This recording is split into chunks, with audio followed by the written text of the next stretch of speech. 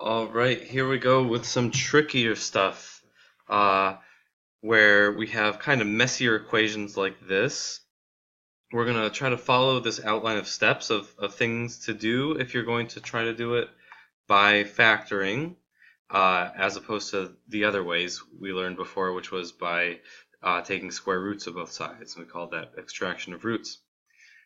Anyways, first we need to write this in standard form. Standard form is some number a times x squared plus a number b times x plus some number c equals 0 for a quadratic equation. And this is going to take some work just to do step 1.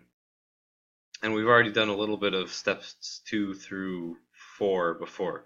So first thing is we need to simplify each of these sides by multiplying everything out.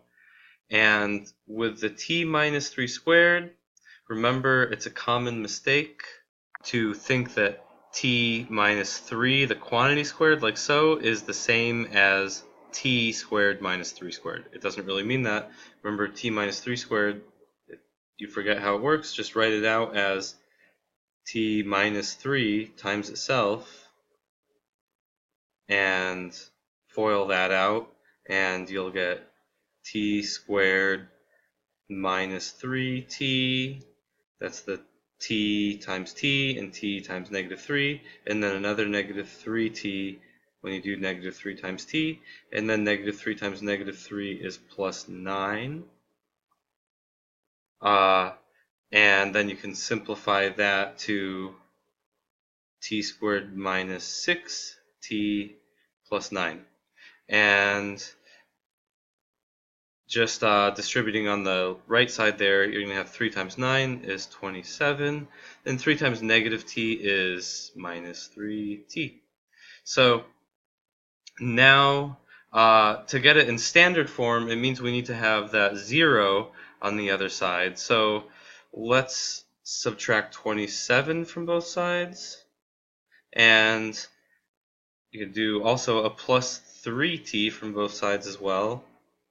And we'll get t squared minus 3t minus 18 equals 0 there.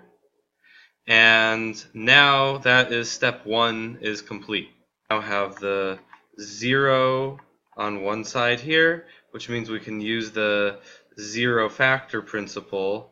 If we factor the left side, write it as something times something else, then we can use the zero factor principle to solve it. So let's see, we have t plus some number and then another t plus another number, and these numbers need to be multiplied to make negative 18, and they need to add up to negative 3.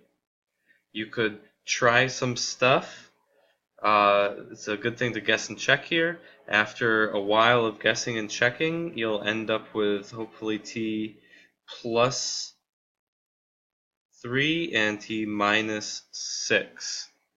That's going to give you t times t is t squared, t times negative 6, and plus 3t will give you negative 3t, and the 3 times negative 6 will give you that negative 18. So, now the zero factor principle says that because we have that 0 there,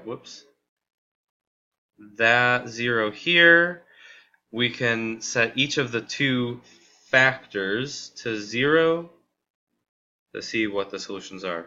So either t plus 3 is 0, which means that t is negative 3, or we got the other factor, t minus 6 is 0, so that would mean t equals 6.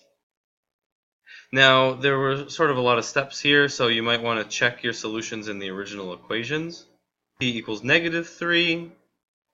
If you plug that in, stuff simplifies to become negative 6 squared, which is 36, and 3 times 12, which is also 36.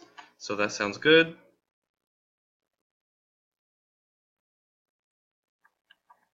Now, with the other one, plugging in 6 gives you 3 squared, and 3 times 9 minus 6 is 3 times 3. And 3 squared is definitely the same thing as 3 times 3.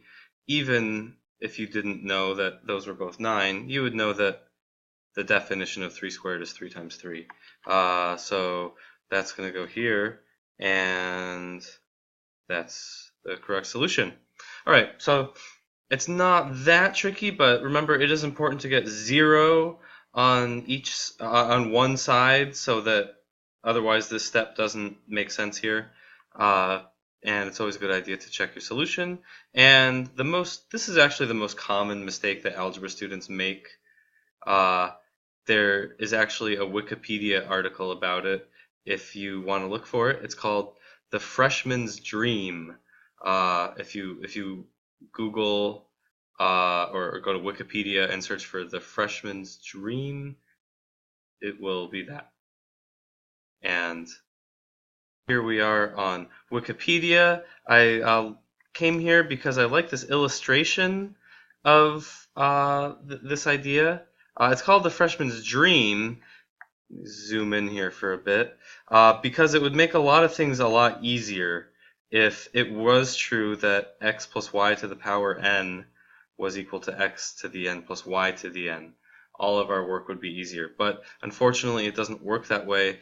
If you draw a picture of, here's y plus x times x plus y, the area of this rectangle is equal to the length here times the width, and you can see that, yeah, you get x squared plus xy plus y squared, not just the x squared plus y squared part. So yeah, that makes things a little harder. Here's one I definitely want you guys to try. Here's 4 equations, and the question is which technique, either extracting roots, which just means taking the square root of each side, which is what I did one example of here, versus factoring. So here's an equation that you could solve by factoring, is better suited, is a better way to solve each of these equations. So I recommend maybe trying to solve the equations and seeing what happens. And so give it a shot. I'll show you the answers actually in a second, which way works best for each. And so try that. And here are some answers. Here's the answers I got. I actually went ahead and solved all these. You didn't have to do that, but it will help you understand it. Hopefully the main idea that you got is that if it's possible to write it as something squared equals a number, like with this one, you've got the 4x minus 1 is then squared, and that just equals a number. That allows you to do the square root of both sides and turn it into basically a linear equation here and solve for x.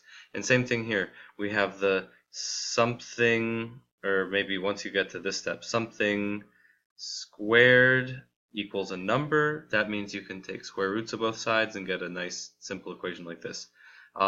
If you can't do that, then you're probably going to have to do factoring. C does look like you could take the square roots of both sides, which you might have been thinking, like why not do the square root of the x plus 4 quantity squared and the square root of 16x. The problem is if you do that, let's just pretend we're doing that here, this turns into the square root of 16 you can do is 4, and then you have that times root x, and then suddenly you have this equation that looks like x plus 4 equals plus or minus 4 times the square root of x, and that has a square root of x in it too, and that is really hard to get rid of. So anyways, if you can write it as something squared equals a number, then go ahead and use extraction of roots. Otherwise, probably factor it. Now, let's go on to do a couple exercises for you to do on your own. Exercise 3, you solve a couple of equations by factoring, and then graph it on your calculator and just see how what is the relationship between the solutions of these and the horizontal intercepts. And for this reading question 3 for you to do, I match each equation with its solutions. You could try to do it by actually going through the steps and solving these, either using extraction of roots or using factoring and then get the solutions, or you could always just check it by plugging these in if you're in a hurry or you're lazy or you don't get one of these answers or something. Anyways, we'll see you later. We're going to do one more video example, and then you're going to read a little bit too.